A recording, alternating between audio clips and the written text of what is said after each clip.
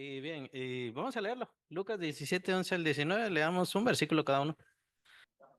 Ahí estamos, ese era hasta el 19.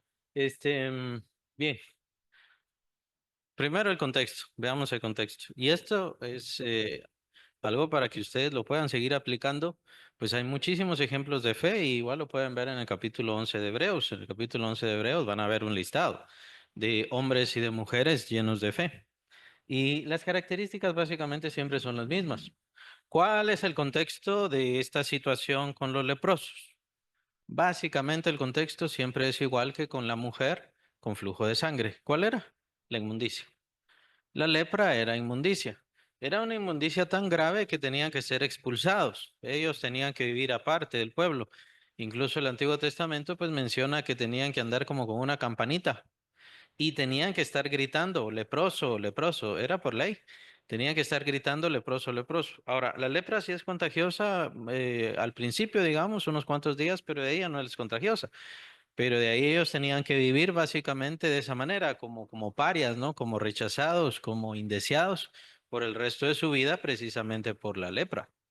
Entonces, por una cuestión sanitaria, de que por un tiempo era contagiosa la lepra y había que cuidarse para que esto no se volviera un contagio general, pero aún así esto ya se volvía una tacha, un gran problema en la vida de la persona básicamente dejaba su vida afuera, o sea, ya no era la misma persona, tenía que irse a vivir con las comunidades de leprosos. Básicamente tenían comunidades de leprosos y pues obviamente de seguro han escuchado, no sé si alguno ha tenido la,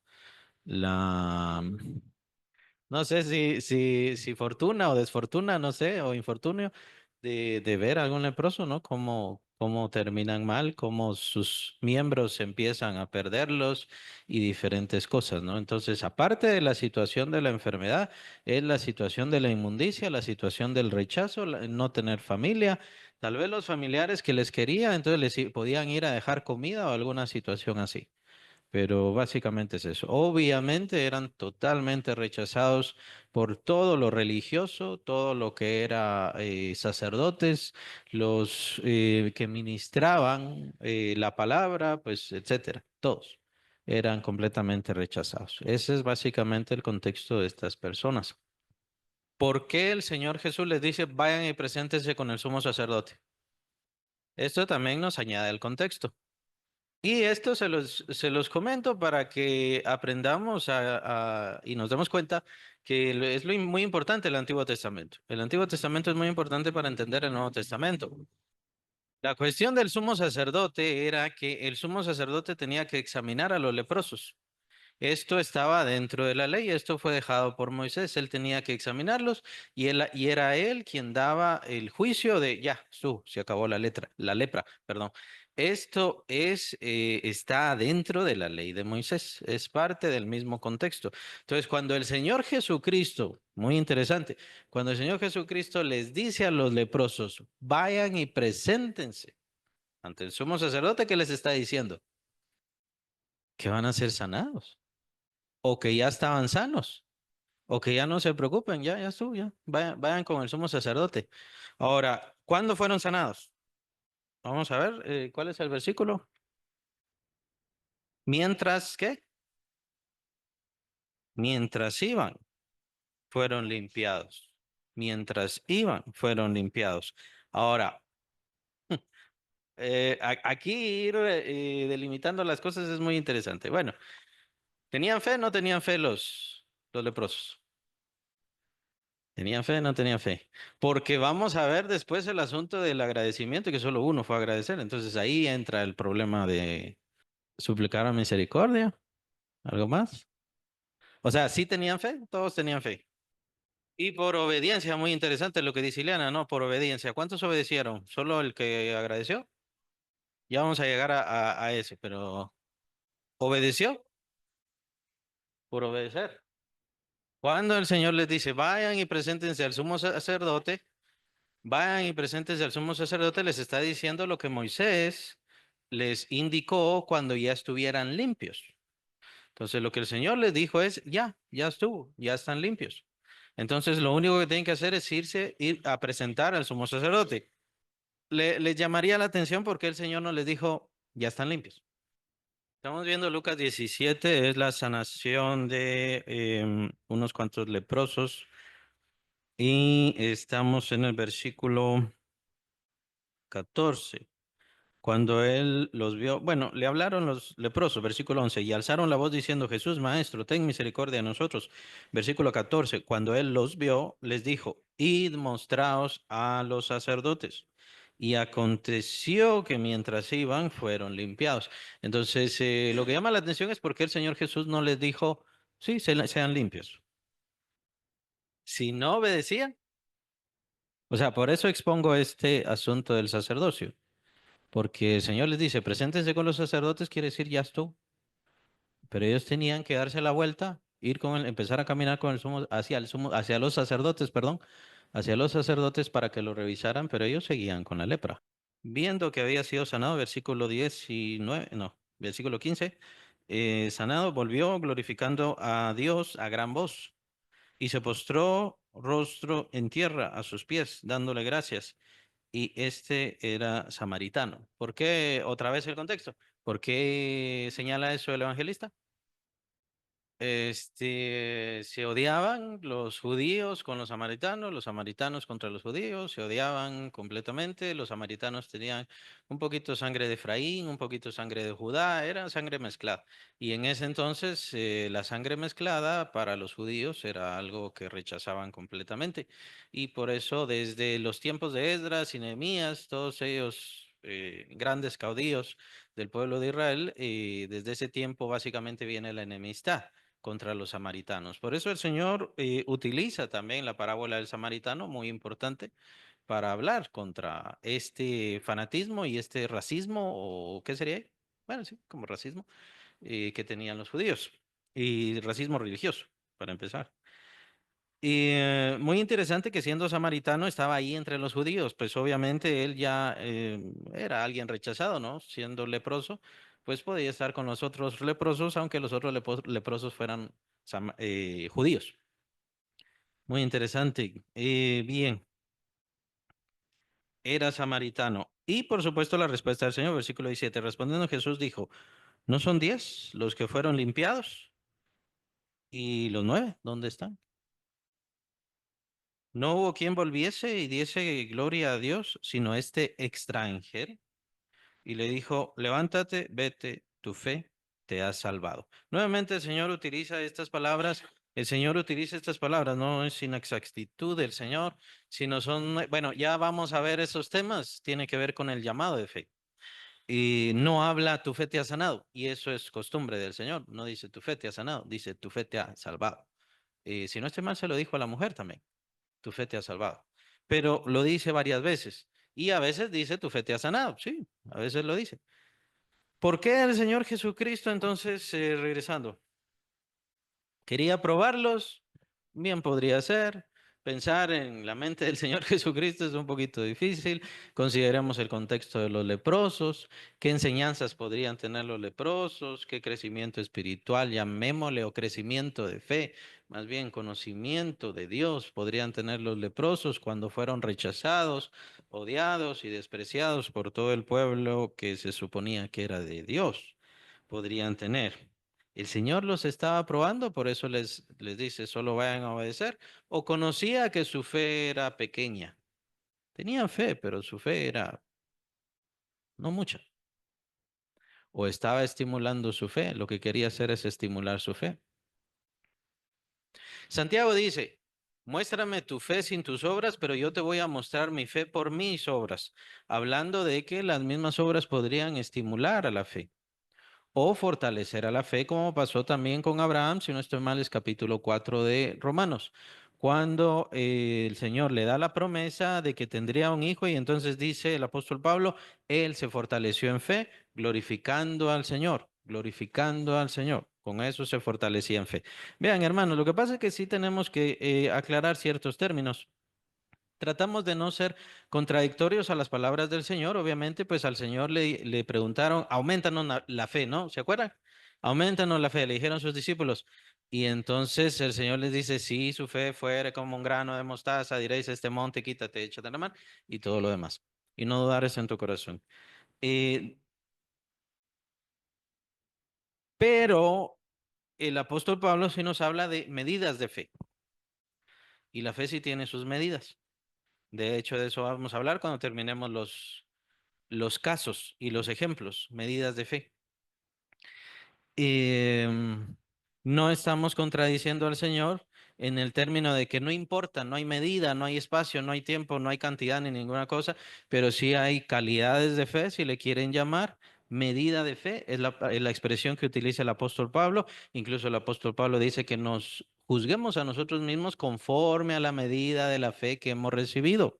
Conforme a esa medida de fe, entonces juzguémonos a nosotros mismos. Entonces, ¿y cómo está mi fe? ¿Qué tanto? ¿Qué tan bien? ¿Qué tan fuerte? ¿Qué tan firme está mi fe? Todo eso es bueno irlo considerando. ¿Una persona sin el Espíritu Santo, sin haber nacido de nuevo, puede tener fe? Sí, porque es lo que vemos en el Antiguo Testamento. En todo el Antiguo Testamento lo vemos. La fe es algo que viene por la palabra de Dios. Y ya vimos que tiene que ver simplemente con la fama del Señor Jesucristo. Estas personas estaban recibiendo fe. Y la mujer con el flujo de sangre, dice, llega a esa conclusión tan importante. ¿Por qué? ¿Quién se la dijo? ¿Quién se la mostró? Es el Espíritu Santo, no el Espíritu Santo adentro de ella como nacida de nuevo, eso no había sucedido, eso hasta el tiempo del Pentecostés, pero es lo que llamamos la misión de Dios. No sé si ya les había comentado de eso, pero la misión de Dios es lo que Dios está haciendo en todo el mundo. Capítulo 17 de Hechos, el apóstol Pablo en su predicación en el Areópago habla que Dios no está lejos de las personas. No solamente de Él nacemos y de un solo linaje hizo a todas las personas, sino que también Él no está lejos de todas las personas. Ahora, ¿esto quiere decir que todos son hijos de Dios? No. ¿Quiere decir que todos obedecen a Dios? No. ¿Quiere decir que todos se salvan? Muchísimo menos. Quiere decir que Dios está hablándole al corazón de las personas por medio de la conciencia, incluso la filosofía, más o menos esto lo expone el apóstol Pablo en Corintios, más o menos, pero la idea es la conciencia, el amor, la paz. ¿Quién fue el que hizo todas estas cosas? Pero sobre todo, por supuesto, o lo que llaman en teología la revelación especial, lo que Dios dice y lo que Dios hace. Las maravillas que Dios hacía a través del Señor Jesucristo y su ministerio eran una obra gloriosa, grandiosa y maravillosa, y esto hablaba al corazón de las personas, y Dios estaba en la misión de Dios, o la missio Dei, si no estoy mal es en latín, como se define, missio Dei. Dios está hablando por medio de su palabra, por medio de un amigo, por medio de amistades, por medio de trifoliares, panfletos, por medio de la televisión, por medio de la radio, y sigue tocando los corazones de las personas para que lleguen a tener fe, para estimularles a la fe.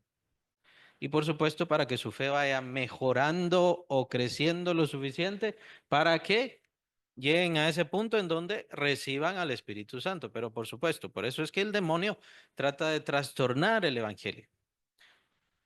Muy importante aquí, si los leprosos tenían fe en Jesús para limpiar sus pecados,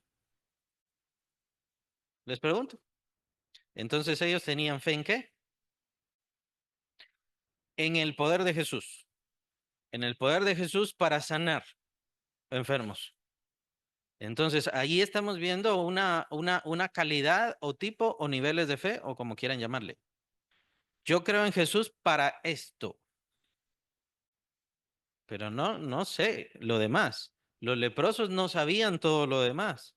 Incluso recuerdan aquellos discípulos que eran de Juan, de Juan el Bautista, y entonces se acercan los otros discípulos y ya fueron bautizados, sí, solamente con el bautismo de Juan, menciona. ¿Por qué? ¿Por qué lo demás no? ¿Por qué no habían recibido el Espíritu Santo? Porque no conocían el Evangelio, ¿sí?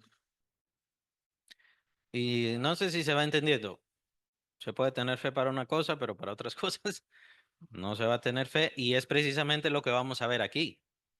Ellos tenían fe que Jesús los iba a sanar y por eso fueron, y por eso quisieron obedecer. El Señor les dijo, ve, vayan a obedecer. Por eso les doy el contexto. Al decirles el Señor Jesús, vayan con los sacerdotes, muéstrense con los sacerdotes, quiere decir ya quedan sanos y ya tuve misericordia de ustedes. Entonces, el punto es si ellos iban a obedecer. Ahora, al obedecer, iba a crecer la fe, iba a mejorar la fe. O sea, por eso, ¿hasta dónde les llegó la fe? Que Jesús los iba a sanar, pero de ahí ya no hubo más, ¿verdad? Tomando en cuenta la misión de Dios, hablemoslo así, porque la misión de Dios es en todo el mundo y a todas las personas. Dios le ha hablado a todas las personas, lo vemos capítulo 17 de Hechos, el apóstol lo menciona y les ha dado, dice el apóstol, un tiempo, nada más, un breve espacio de tiempo, hablando de nuestra vida, para que al menos palpando le busquen. Es ahí donde entra la misión de Dios. Dios es el que se acerca. Dios es el que busca, Dios es el que lleva a sus ministros.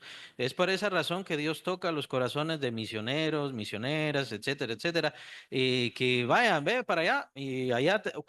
Una expresión muy interesante es la que el Señor le dice al apóstol Pablo, predica, no tengas temor, aquí tengo yo mucho pueblo. Muy importante esa expresión. Aquí yo tengo escogidos. Aquí personas van a creer en mí, van a confiar en mí. Así que sigue predicando, no tengas miedo, no tengas miedo, sigue predicando. Es muy importante esto. Claro, los escogidos, los nacidos de nuevo, hijos de Dios y todo lo demás, estamos hablando que eso es aparte.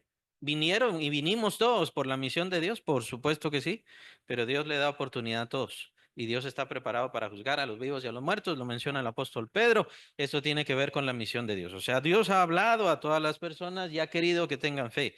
De todas maneras, también capítulo 17 de Hechos, en la misma predicación del apóstol dice, de un linaje venimos todos. O sea, no es cierto que aquellos no sabían porque vivían en aquel continente, aquellos tampoco sabían porque estaban en aquella tribu.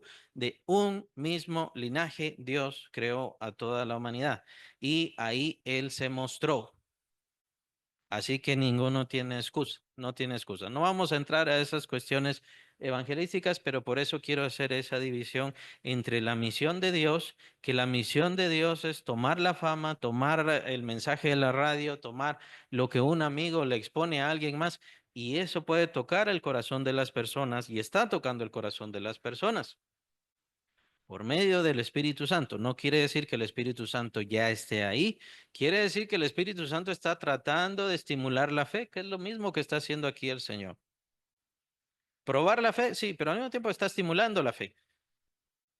Tal vez el mismo Señor se da cuenta que no tiene fe y eso es lo bueno, que nosotros podemos especular, podemos decir, pero nosotros no tenemos la seguridad total. El Señor sí, el Señor sabe qué era lo que necesitaban estos leprosos y cómo atenderles en su seguridad o su inseguridad, en su creencia o su incredulidad incluso.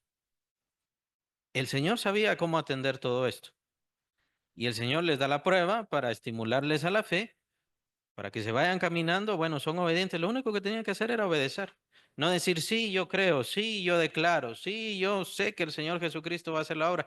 Lo único que tenían que hacer era darse la vuelta, empezar a caminar, ir hacia los sacerdotes y ya con eso serían salvos. Muchas veces el Señor nos pone cuestiones de obediencia porque es mucho más sencillo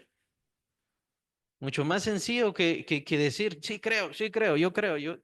El Señor les da una cuestión sencilla. Lo único que tienen que hacer es empezar a caminar hacia el sacerdote.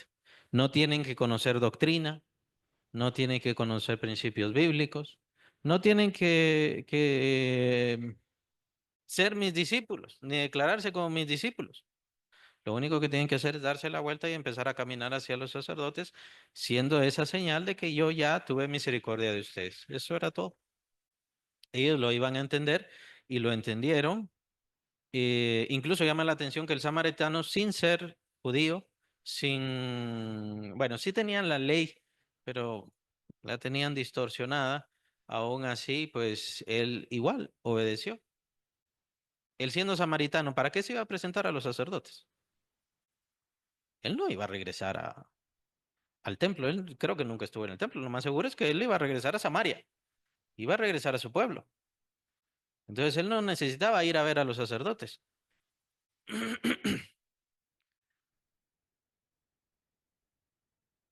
Ellos no tenían nada que ver, los supremos sacerdotes no tenían nada que ver con Samaria. Bien, entonces, muy interesante todas estas cosas. Por la fama de Jesús y por la obediencia, el Señor trata de estimular su fe. La obediencia a lo que el Señor dijo hizo que a Dios le agradara. Recordemos siempre, la fe agrada a Dios y sin fe es imposible agradar a Dios. Lo expresa el escritor de Hebreos. Entonces, ¿la obediencia agradó a Dios? Sí, por supuesto que sí. Simplemente obedecer. Nuevamente, muchas veces el Señor no nos exige grandes doctrinas, gran conocimiento, gran maestría. Lo único que nos exige es obediencia. Deja de hacer esto, deja de hacer aquello. Yo voy a hacer la obra. Empieza a hacer esto otro. Empieza a hacer aquello. Y eso es básicamente lo que tenemos que hacer con respecto a la palabra de Dios, con respecto a la iglesia.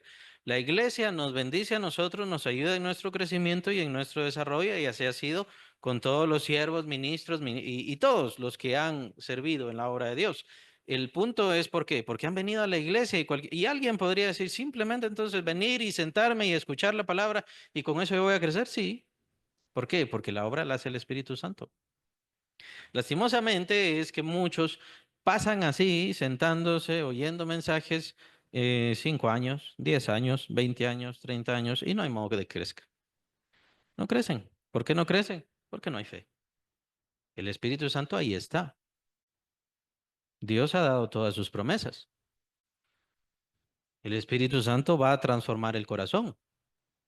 Pero ¿qué pasa? Las personas vienen sin fe y sin seguridad. Por eso estamos hablando de las medidas de fe, de mejorar la fe.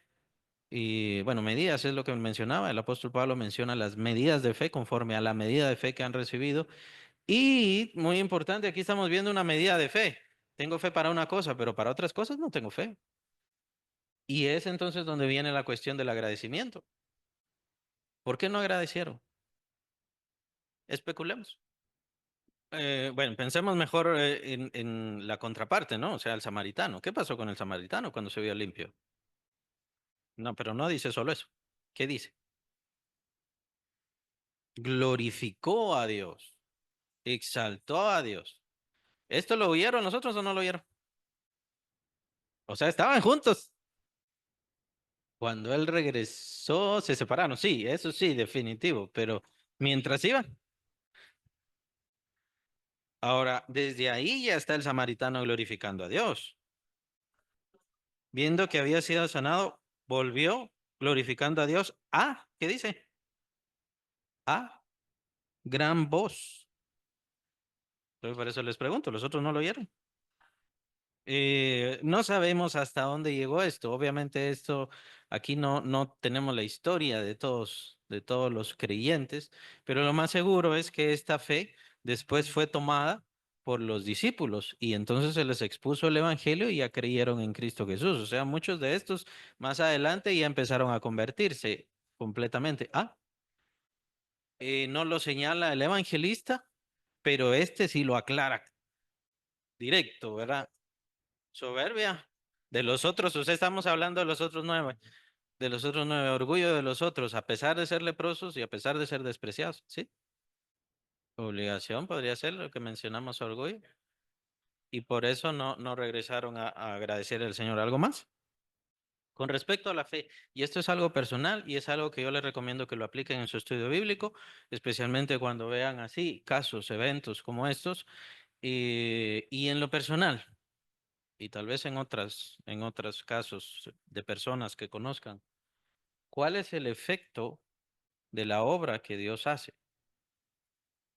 Y el efecto de la obra que Dios hace es lo que llamaba yo el vehículo, esa característica muy importante que nos habla Pablo en Gálatas, la fe que obra por el amor, porque el propósito es que se llegue a dar amor.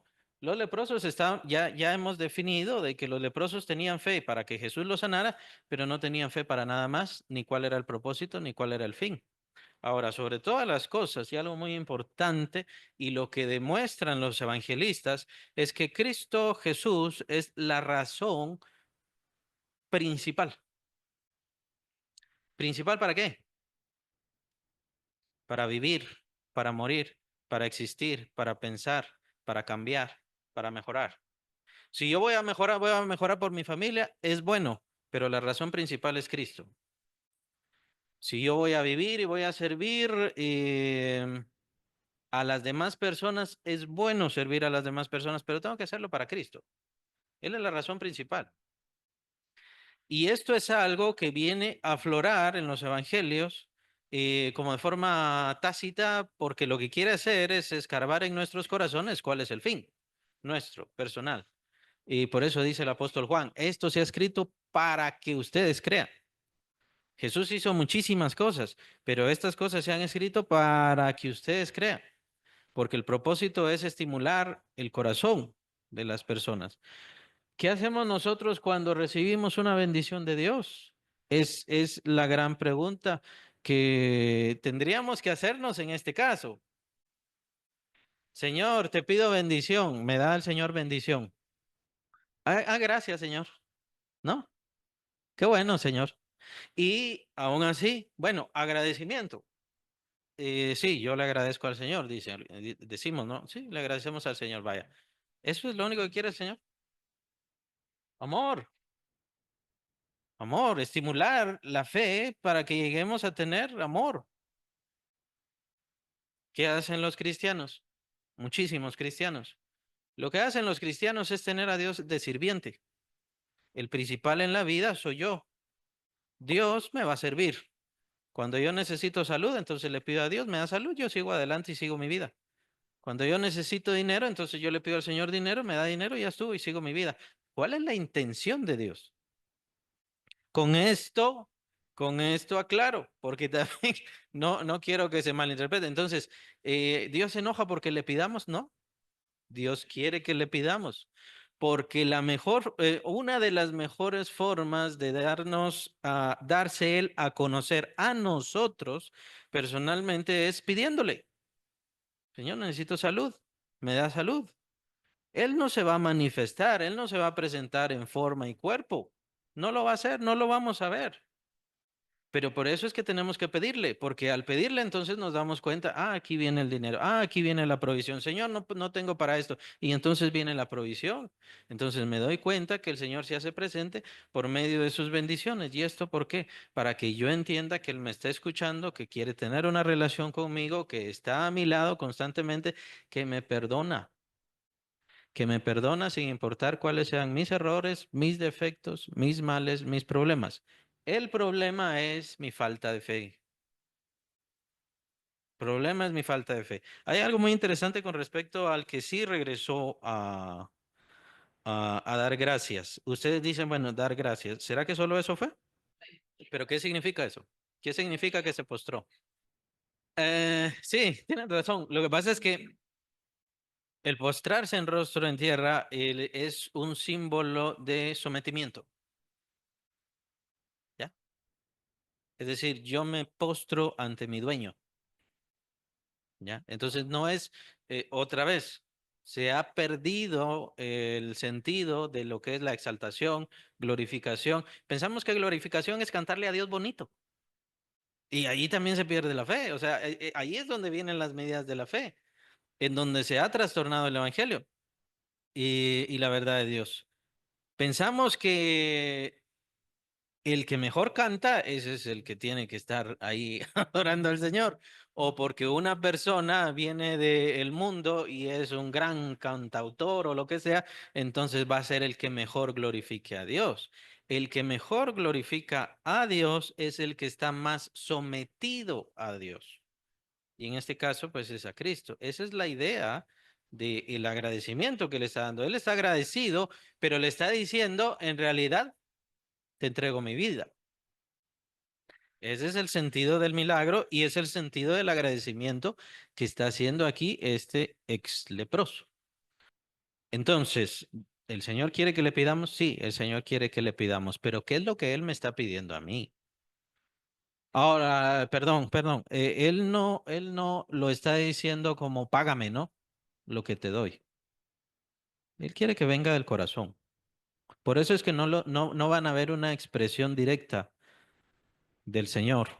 Digamos, aquí el Señor dice, y solo uno fue sanado, pues, y los demás no vienen a agradecer.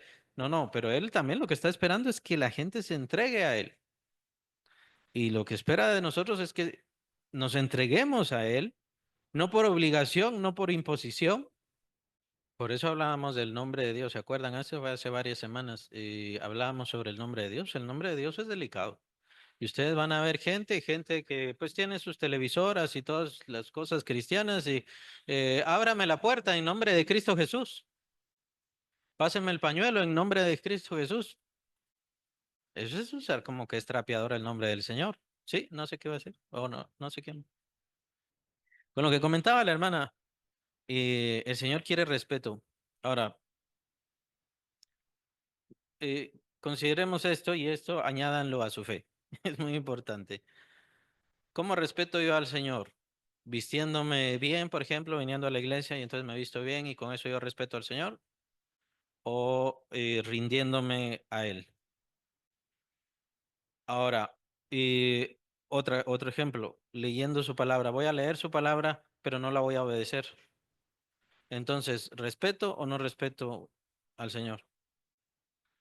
Entonces, hay cosas centrales y hay cosas vitales. Todo lo demás que hagamos puede ser la ropa, puede ser como yo vaya a predicar, puede ser como yo vaya a enseñar. Ya eso va a reflejar mi fe, mi seguridad y es bueno y es importante. Es decir, digamos, yo me acuerdo hace varios años una persona que como que se hubiera levantado de la cama y le tocaba dirigir el servicio devocional. Y así como que se hubiera levantado de la cama, con tenis, con pants, yo creo que se le miraba un poco el ombligo, cosas así. Entonces dice uno, ¿de verdad tiene respeto para Dios? ¿De verdad tiene interés? ¿De verdad tiene amor por lo que está haciendo? O sea, lo que hacemos sí refleja lo que sentimos sí somos. Pero en esencia y en primer lugar, lo que el Señor quiere es que le entreguemos nuestro corazón. Hay quienes, y no está mal, ni digo ninguna cosa, nada contra eso, pues, pero hay quienes vamos a leer la palabra de Dios puestos de pie, ¿no? Y vamos a leer la palabra de Dios, así que tiene que ser con respeto. Sí, si usted no lee la palabra de Dios y usted no la obedece, usted no la respeta, sin importar que tanto se levante. Entonces, está bien hacer todas esas otras cosas, está bien hacer modos, formas, situaciones y etcétera, etcétera, pero el corazón, ¿cómo está? Es dirigir, por ejemplo, un servicio. Dirigir el servicio es muy importante. ¿Cómo está mi corazón? Yo para dirigir el servicio, ¿no? ¿Me he entregado al Señor? ¿No me he entregado al Señor? ¿Le he fallado al Señor? Entonces, si le he fallado al Señor, le he pedido perdón al Señor. Y creo que me ha restaurado. ¿Ya? Entonces, el Señor si nos pide cosas, el Señor no lo va a pedir directamente porque quiere que venga de nuestro propio corazón. Él no nos va a obligar y no nos va a imponer, pero sí espera. Y aquí lo vemos también, entonces vemos la reacción del Señor. Ya vimos la reacción del samaritano que fue sanado, que fue limpio. Ya vimos y especulamos porque no podemos dar a más la reacción de los otros, que aunque oyeron al otro glorificar, porque lo estaba haciendo a gran voz, aunque oyeron al otro glorificar, vamos al sacerdote. Una, les voy a poner esta antes de pasar al Señor. ¿Será que los otros leprosos estaban contentos porque ya podían regresar a su vida de antes? Ni de ir a ver a los samaritanos, ni de ninguna cosa. Ese es el problema. También. Y es a eso a lo que se refiere el Señor Jesucristo. El que quiera salvar su vida, la perderá. El que pierda su vida por causa de mí, ese la salvará. Y esto no tiene que ver solamente con las persecuciones. Perdón, esto no tiene que ver solamente con las persecuciones. Esto no tiene que ver con que yo entregue mi vida y pierda, o sea, maten mi cuerpo y entonces esto sucede por Cristo Jesús. No se refiere solo a eso. El Señor lo aplica en la conversión. Porque hay mucha gente que no se convierte? Y también esta es la condenación, que la luz vino al mundo, pero los hombres amaron más las tinieblas que la luz. La luz vino al mundo, ahí estaba la salvación. La salvación es un regalo para todas las personas. Pero los hombres, dice el Señor Jesucristo, capítulo 3 de Juan, amaron más las tinieblas que la luz. O sea que no dejaron su vida pasada.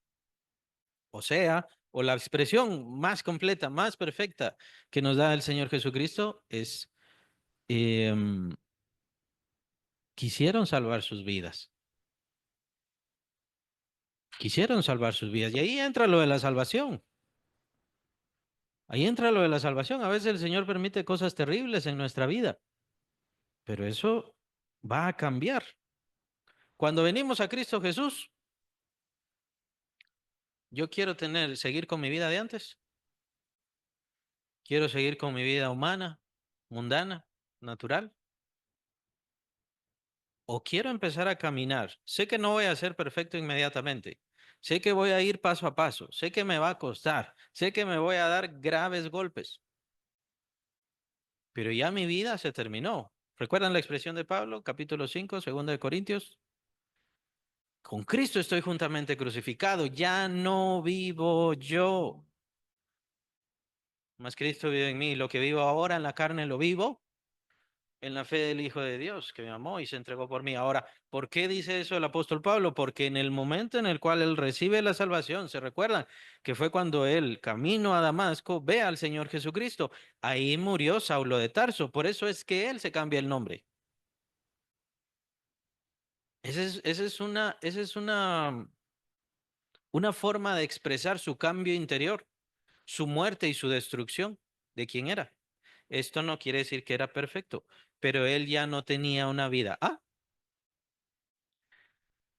Exactamente.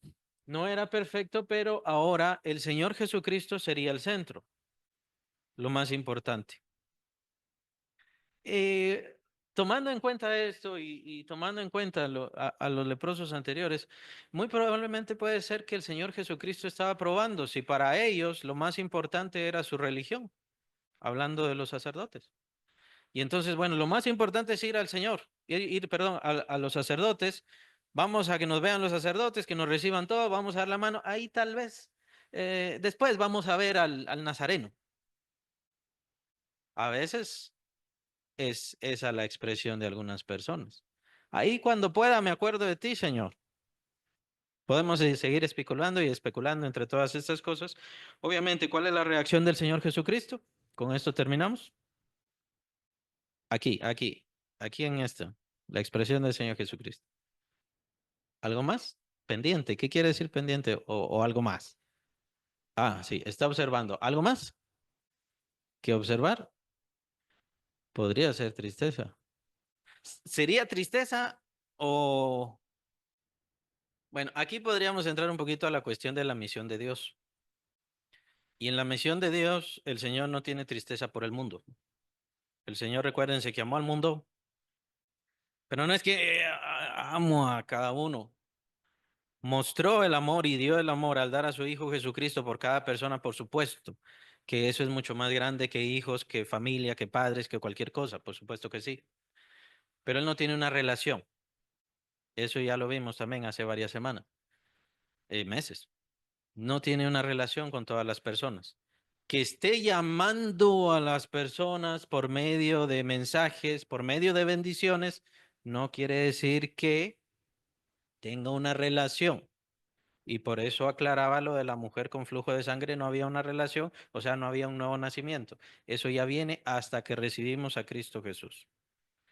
Entonces, el Señor no podemos decir específicamente que esté triste, pero sí démosle mejor otro nombre, reproche.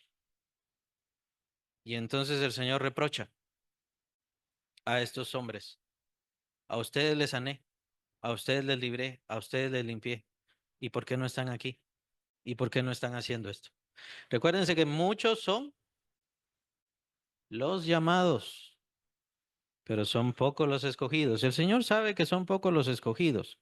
El Señor no va a llorar por todo el mundo. No temáis manada pequeña, vuestro Padre, ¿qué? Le ha placido daros el reino. El Señor sabe que su verdadero pueblo son pocos, pero los está extrayendo, los está sacando. Y lo que quiere ver es estimular el corazón de cada persona y es lo mismo que quiere hacer con nosotros. ¿A usted no le interesa la palabra de Dios? El Señor se da cuenta.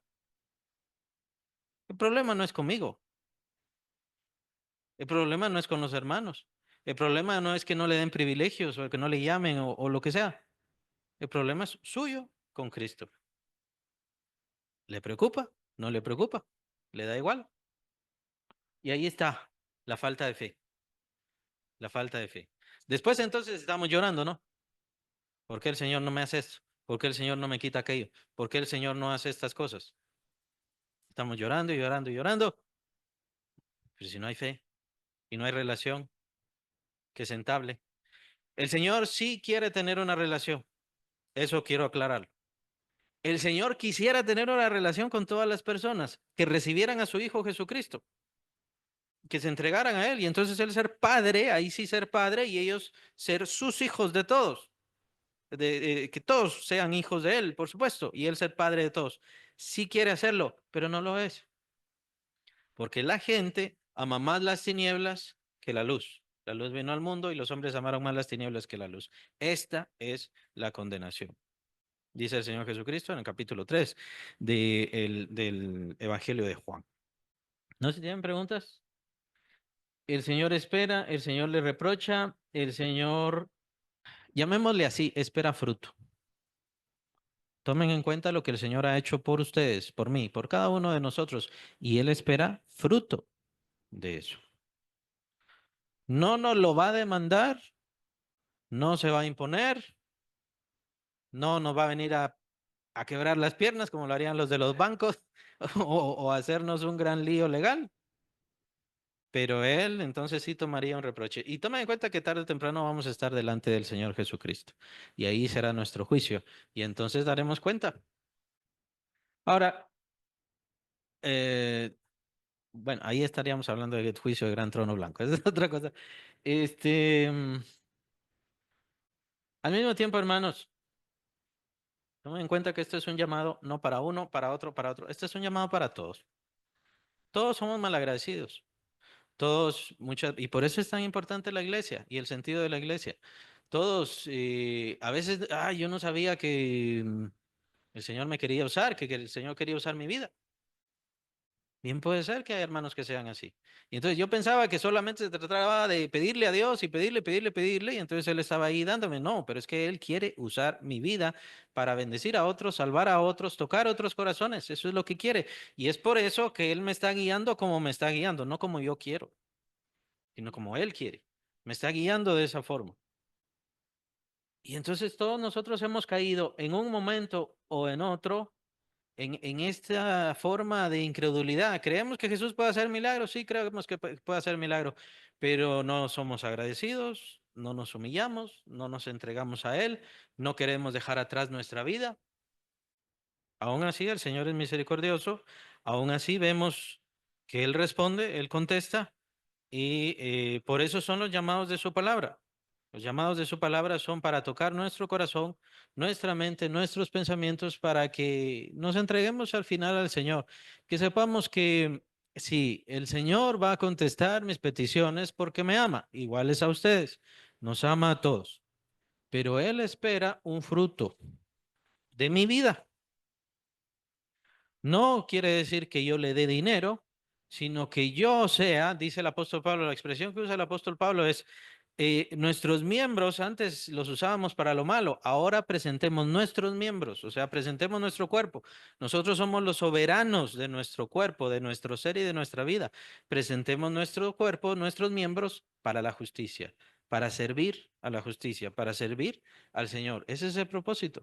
El Señor nos compró. Dice, ahora tu cuerpo es templo de mi espíritu. Tu cuerpo ahora es templo de Dios. Esto no es para que hagas lo que te venga en gana. Si fornicas, si adulteras, si arruinas, si vives de forma desordenada, vas a llevar las consecuencias sobre esto. ¿Por qué? Porque tu cuerpo ya no es tuyo, no te pertenece, no puedes hacer lo que te venga en gana. Tu cuerpo, Dios, Cristo lo compró para que su espíritu viva en él. Y entonces, ¿qué pasa? ¿Qué es lo que sigue? ¿Cómo soy yo como templo de Dios? ¿Cómo es mi vida como templo de Dios? ¿Cómo deben ser mis pensamientos, mis deseos, mis propósitos?